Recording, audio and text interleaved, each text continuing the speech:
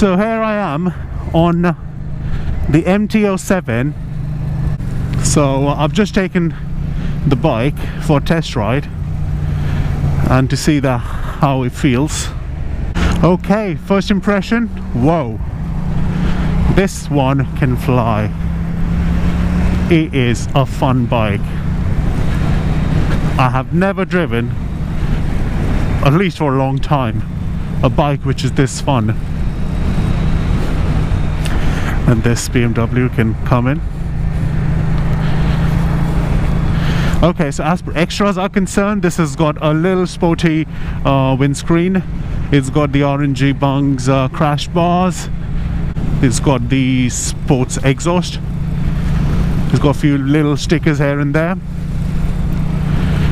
And forget about extras. This is a raw bike. This is a proper naked bike. You don't need anything else. It's fast. It's nimble. I'm getting 33 miles per gallon. Fair enough. It feels very light. Its wet weight is around 179 kilos. So around 180, let's call it 180. And you can feel the lightness. On fifth, you just throttle it around and you're up and running. Great bike. You do sit a little upright, but again, obviously, because it's a naked bike and it's not a adventure style, so your weight is on your wrist unless you adjust your seating. I am around 6'2", and I feel alright. I don't feel cramped on this bike, even though it feels like I'm sitting on the headlight because it's so close. One issue straight away which I noticed from this bike is the position of your speedo. You have to look down, but you know what, that's something you get used to it. Okay, so now we're coming to some open roads to see how it performs on motorway speed. Let's see how the naked bike takes it. One thing I really like about this one, it's a 2-cylinder and I've got no vibrations at all. Yamaha's done a good job by reducing the vibrations. I'm not sure if it's the rubber, if the smoothness of the engine mounts. So it's just not getting transmitted into my hands. It's great.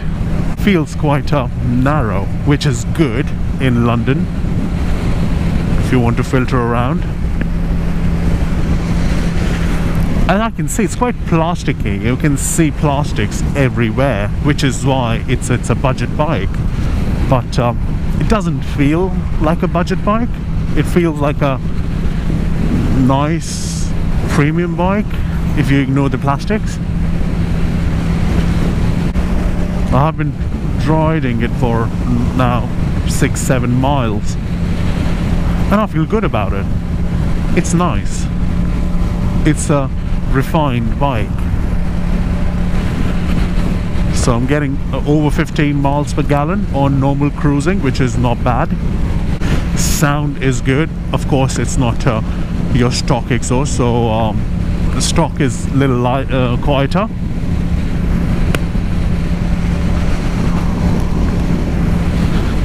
I'm just going to be pulling over soon so that we could do a quick walk around, see the bike, how it looks. And just for your information, it's the race blue, if I'm not wrong. Pardon me if that's not the color's name. Basically, it's a silver and blue tank. Blue is just the vinyl on top, but the wheels are blue. They're dark blue in color. Nice little dash, as you can see.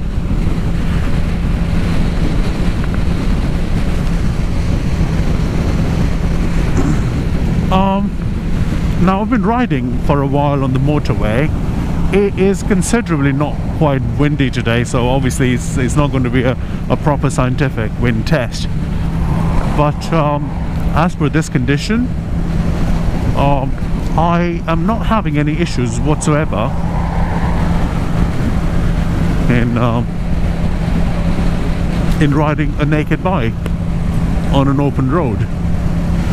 Another thing which I'm noticing is that my knees are quite close to, basically my ankles are quite close to my my waist, so it is not uncomfortable. But again, that's the nature of the bike. I mean, it's not an adventure bike, it's just a normal, nice, naked bike. That's the characteristic. I like the deep note of this throttle, so if or when I go for this bike, I think that's a must.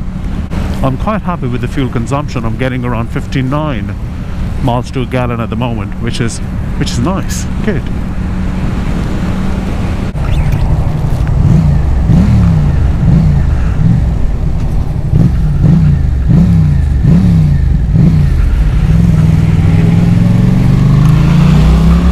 Oh wow, the way it picks up, it's you're not gonna get bored of this bike ever. It's got tail tidy as well. Okay, so let's have a quick walk around. As you can see, the tire, that is amazing. It's a 180, not 160, so loads of grip.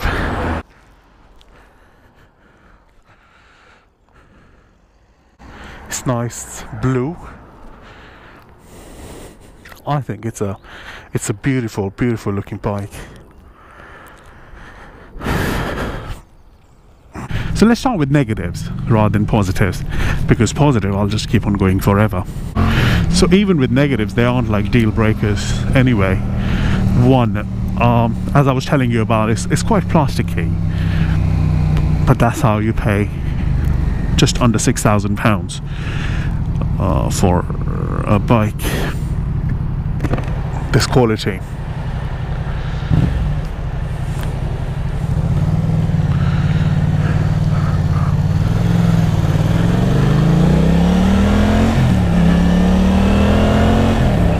Another negative, the clock position. I do not like it.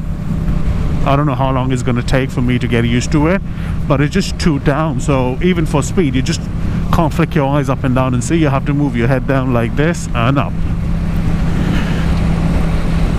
Seat, I've heard people saying that it's not that comfortable, but to be honest, I'm fine with it so far. But again, I've just ridden it for like 20 miles, which is probably maximum what I'm going to do on my bike anyway. So it's not like I want to do hundreds and hundreds of miles, which I might do at some point. But again, there are options. There are gel seats or things which you can just go for it.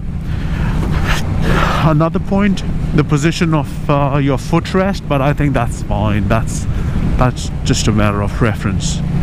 What you ride, you know, that carries a lot of influence on your next test ride. So I think it's fine.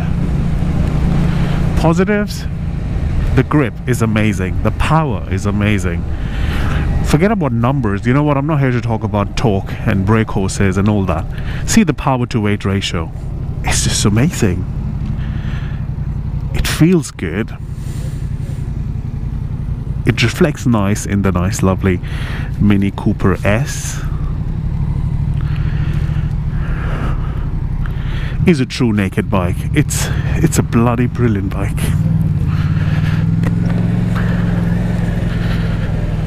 And because of its weight, you can just zip around. You can just, it's easy. You don't feel like you're gonna drop the bike, even though I'm 6'2". But still, you know, lighter the bike, better for maneuverability. Some people did mention about the suspension, that is quite soft. It's not firm at all. But I'm fine. I mean, I don't find it soft. It's not jittering, it's not bouncy. But the power delivery on any given gear, it's amazing. And considering coming from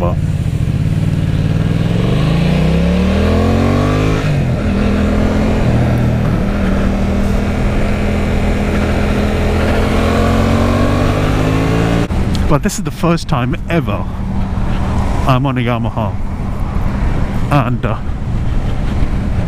they are good bikes. They are nice bikes, sweet, very refined.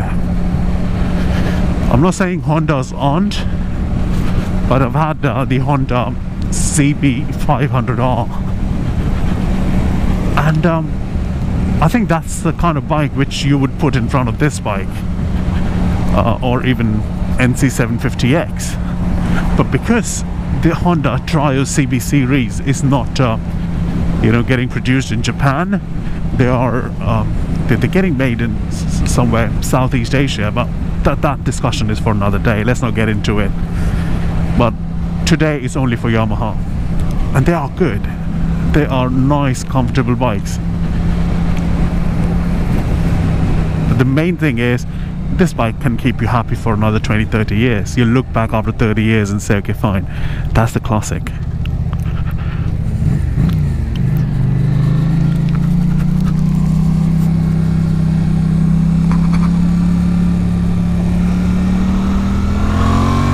It'll be really nice to hear from people who have actually ridden or owned or lived with one, that how does it perform on everyday basis.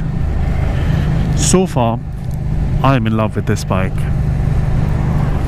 Whether I'm going to go for it today, whether I'm going to buy it or not, I'm not really sure about it. But I would highly recommend to anybody, if you're an experienced rider, this is for you. If you are coming back to motorbike after a long time, this is for you. If you're an experienced rider, you just want a naked street bike, this is for you. It ticks a lot of boxes.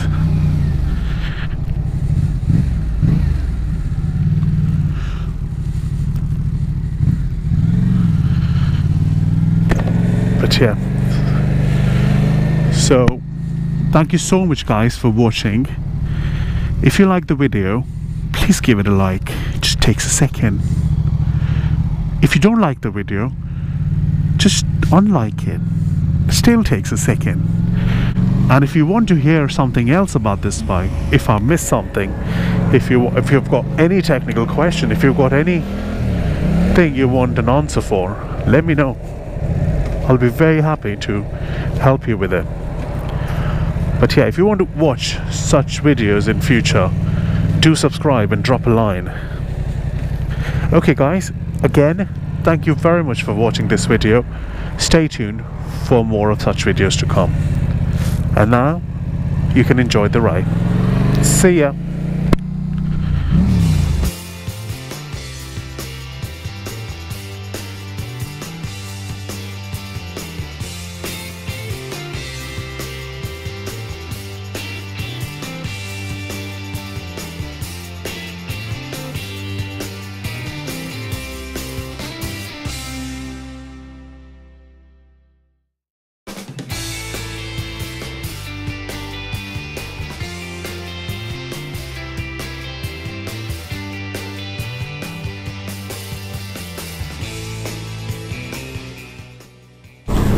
So hello friends, it's Saurabh again, and I am back from the Yamaha showroom after test riding the MT-07, which is a great bike. We have talked about some numbers. Obviously they'll have to come back on that to me, so let's see what happens. But I did enjoy that bike. It's nice, comfortable. But again, we'll just have to wait and see that, if they can come anywhere near to the numbers which I had in my mind, and we'll take it from there. Till then, I will leave you to enjoy the nice, lovely sunny day.